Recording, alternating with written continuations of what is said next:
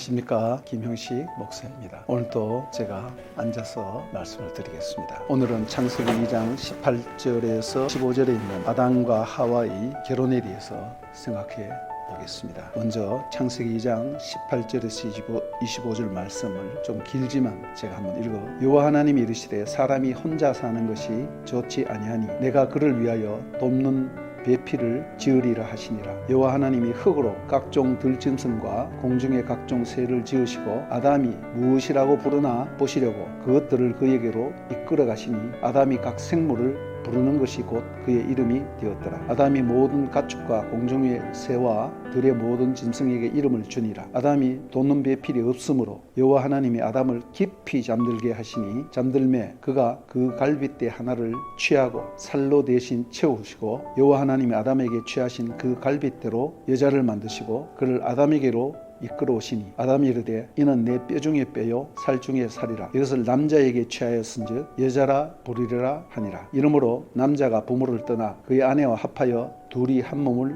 이룰지로다. 아담과 그의 아내 두 사람이 벌거벗었으나 부끄러워하지 아니하니라. 하나님이 천지를 창조하실 때 모든 것이 보시기에 좋았더라고 말씀하셨습니다. 그러나 단 한 번 창세기 2장 18절에서 사람이 혼자 사는 것이 좋지 아니하니라고 말씀하고 계십니다. 그래야 하나님은 아담을 위하여 돋는 배필, 에첼 케네그도 돋는 배필, 에첼이라는 말은 돕는 사람, 조력자 그런 뜻입니다. 네게드란 말은 상대편에 마주한, 즉 마주보는 사람이란 그런 뜻입니다. 아니면 혹은 맞서서 어게인스트, 약간의 적대감을 가지고 보는 그런 의미가 포함되어 있습니다. 전치사 케라는 것이 붙어서 어모로서 케네그도라는 것은 그에게 마주보는 자로서 돕는 사람, 조력자. 저는 그에게 걸맞는 돕는 자라고 번역을 해보겠습니다. 마주보다는 것은 항상 얼굴과 얼굴을 마주보며 사는 사람입니다. 부부란 그렇지 않습니까? 항상 얼굴과 얼굴을 마주보고 사는 사람입니다. 상대와 이것은 마주본다는 것은 대등한 입장이 의미가 있고 또 상대와 반대하여서 그런 의미도 좀 있습니다. 남편이 이치에 맞지 않는 행동을 할 때에 맞서서 바로잡아주는 역할도 한다는 것입니다. 이것이 굉장히 중요해요. 케네그도. 우리는 유교적인 사고방식에 여필종부, 무조건 순종해야 된다 이렇게 얘기를 하고 있는데, 물론 성경에도 이따 찾아보겠지만은 아내들이여 남편에게 순종하라 이렇게 말씀했습니다. 그럼에도 불구하고 또 어떤 분 남편이 악으로 향하여 간다든가 할 때에 그것에 브레이크를 걸 수 있는 사람이 바로 마주보는 사람, 아내라는 것이죠. 배필이라는 것이죠. 요 개념을 우리가 좀 생각해 봤으면 좋겠습니다. 이것은 유교적인 개념이 아니다라는 것입니다. 성경의 어떤 개념이 예를 들면 부모에게 효도하라. 이거 말은 똑같죠. 유교에서도 효도하라는 말이 있고 또 순종하라는 말도 있고 성경 말씀도 그렇고, 그런데 자세히 보면 그 뿌리가 다릅니다. 그 부분을 우리가 확실히 알아야 하는 것입니다. 하나님은 우선 각종 짐승들을 만들어서 아담이 그들을 어떻게 부르나 보셨습니다. 이는 여기서 하나님이 새롭게 이들을 창세기 1장에 있는 것 외에 새롭게 뭘 만들었다 그런 뜻이 아닙니다. 1장을 다시 한번 리바이벌 하면서 하는 말인데, 그래서 우리가 성경을 좀 입체적으로 보는 그런 시야가 필요하다는 것입니다. 아담이 각종 생물을 부르는 것이 곧 그 이름이 되었습니다. 이는 창세기 1장 26절에 우리의 형상을 따라 우리의 모양으로 사람을 만들고 그들로 하여금 우리가 만든 모든 것을 다스리게 하자 말씀하셨을 때 아담의 통치권을 말씀해 주고 있습니다. 이름을 짓는 행위는 아담의 통치권의 능력과 권세와 그 관계가 있는 것이에요. 그래서 아담은 짐승들 중에는 이름을 지으면서 짐승들 중에는 배필이 없는 것을 알았습니다. 그래서 이 참된 배필의 필요성을 느끼고 있죠. 20절에 보면 아담이 모든 가축과 공중의 새와 들의 모든 짐승에게 이름을 주시니 아담이 돋는 배필이 없으므로 했는데, 없으므로라는 말은 문자적으로 하면 아담이 돋는 배필을 찾지 못했다 그런 뜻이에요. 즉 아담이 그 중에 자기에게 알맞는 배필이 있는가 찾았다는 것이죠. 그런데 찾지 못했다. 그런 의미가 거기 있는 것입니다. 그리고 2장 21절과 22절을 보면 여호와 하나님이 아담을 깊이 잠들게 하시니 잠들매 그가 그 갈빗대 하나를 취하고 살로 대신 채우시고 여호와 하나님이 아담에게 취하신 그 갈빗대로 여자를 만드시고 그를 아담에게 이끌어 오시니, 하나님이 아담을 깊이 잠들게 하시니 그가 잠들매 그의 갈빗뼈 하첼라라는 말인데 옆구리라는 뜻입니다. 측면 그런 뜻입니다. 그리고 그 갈빗대 하나를 취한 뒤에 그 자리를 살로 메꾸었다고 이렇게 하시는데, 이 찔라는라는 말, 갈빗대 혹은 옆구리, 이 말을 우리가 잠깐 짚고 넘어가겠습니다. 출애굽기 26장 26절을 27절 혹은 27장 7절, 26장 35절, 또 25장 4절 등등 그 외에도 더 많습니다. 성전에 예를 들면 측면, 오른쪽에 있으면 왼쪽, 혹은 또 널판지를 잇는데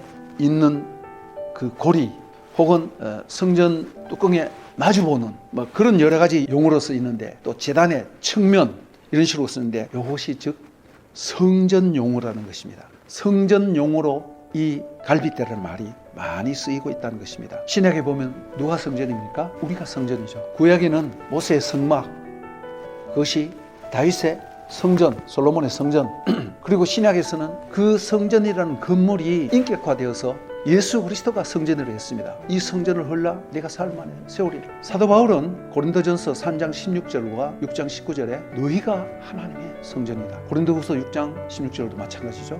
너희가 하나님의 성전이다 해서, 그러므로 저와 여러분이 하나님의 성전이에요. 그런데 성전의 갈빗대라는 말은 뭔가 의미심장한 것을 시사해주고 있다는 것입니다. 많은 것을 시사해주고 있어요.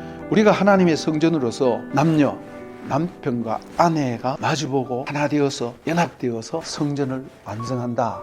아내는 남편의 갈빗대다. 한 몸이다.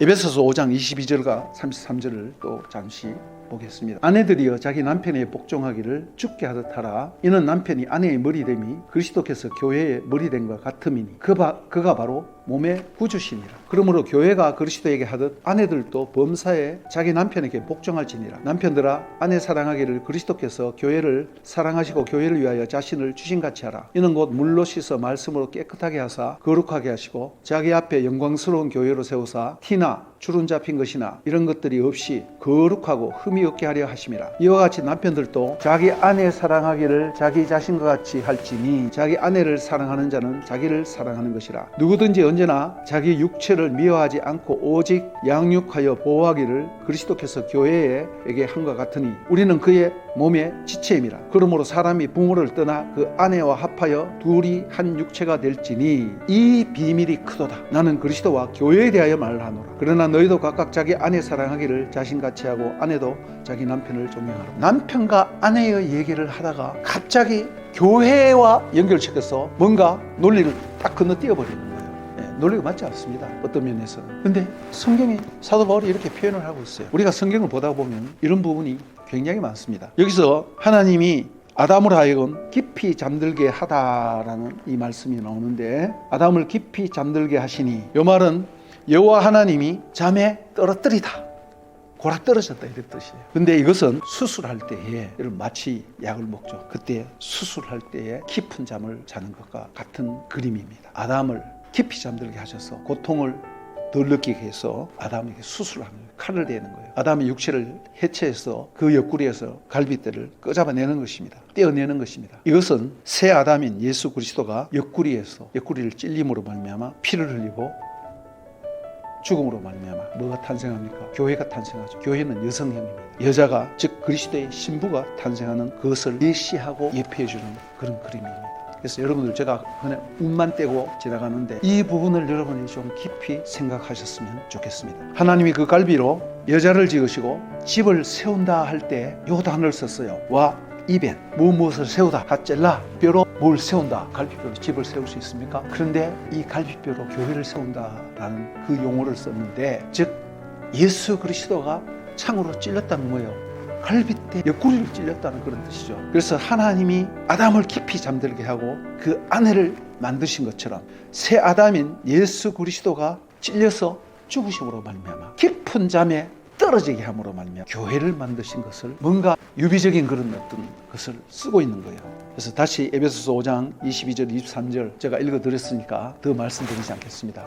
아내들이여 남편에게 순종하라. 남편이여 아내들을 잘 보살피라. 그러면서 쭉 나가다가 내가 너희에게 교회를 말하고 있다, 이 비밀을 말하고 있다, 이렇게 표현하고 있는 것입니다. 즉 한 가정의 아내와 남편이라는 것은 그리스도와 교회와의 관계와 유비 상황이라는 것입니다. 아담이 여기 고백을 하는데 창세기 2장 23절 아담이 이르되 이는 내 뼈 중에 뼈요 살 중에 살이라. 이것을 남자에게 취하였은즉 여자라 부르리라 하니라. 최초의 사랑의 고백입니다. 그리고 최고의 사랑의 고백입니다. 그 말은 이는 혹은 이제는 내가 발견했다, 이제는 내가 알았다, 그런 뜻입니다. 그 이전에 짐승들을 지나가게 하고 짐승들의 이름을 지어주고 짐승들을 가운데 자기 배필이 있는가 찾아보니까 없었어요. 근데 자기가 깊은 잠에 골아떨어지고 난 뒤에 하나님이 예쁜 여자를 데리고 왔는데 딱 보자마자 이제야말로 내가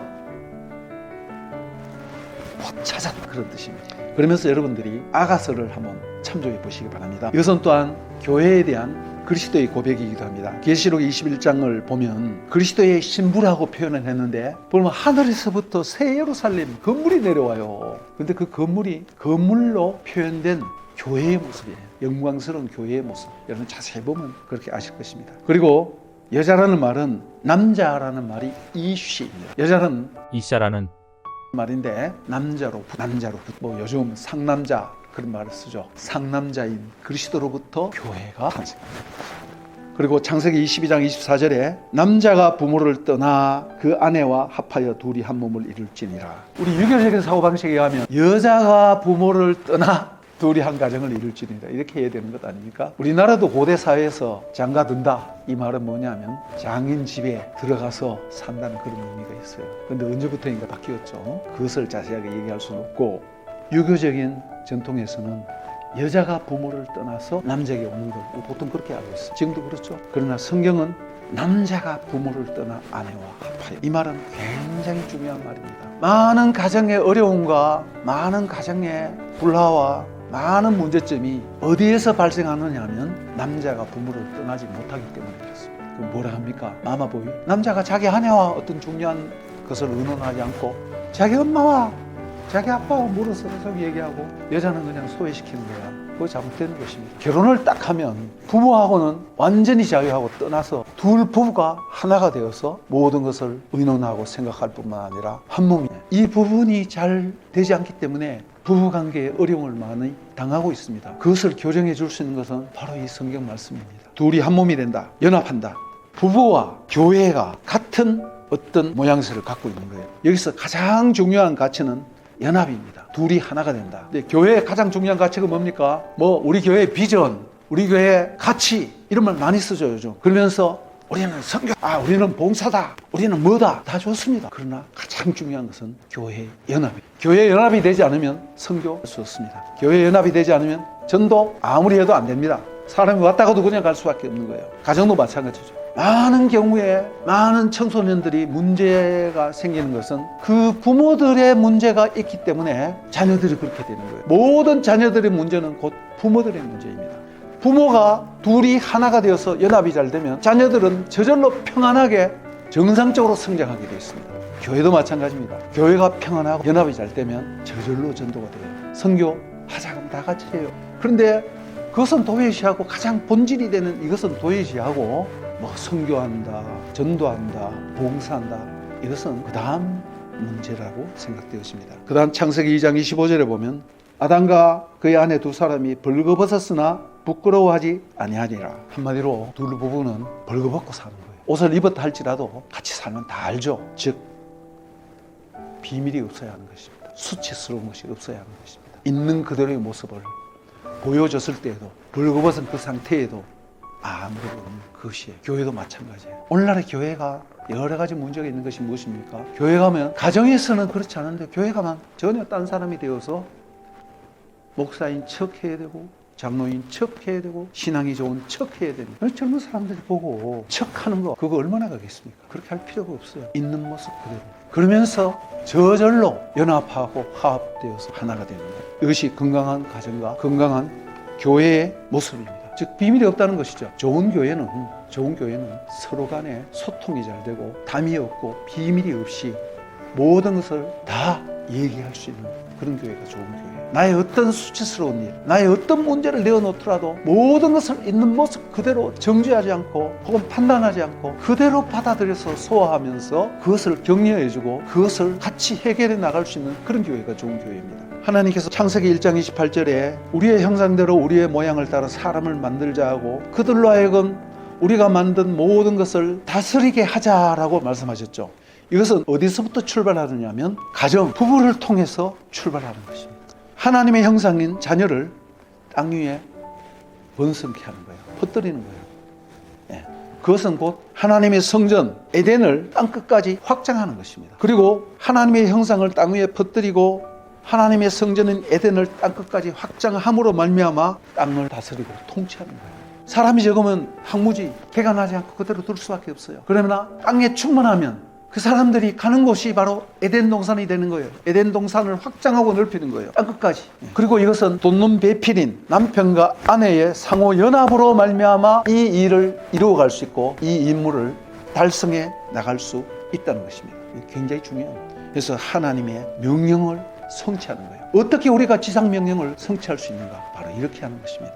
말라기 2장 14절에서 15절 말씀을 한번 보겠습니다. 너희는 이르기를 어찌 됨이니까 하는도다. 이는 너와 내가 어려서 맞이한 아내 사이에 여호와께서 증인이 되시기 때문이라. 그는 내 짝이요 너와 서약한 아내로 돼 내가 그에게 거짓을 행하였도다. 여기 서약한 아내란 뜻은 이것도 언약 용어예요. 결혼은 언약입니다.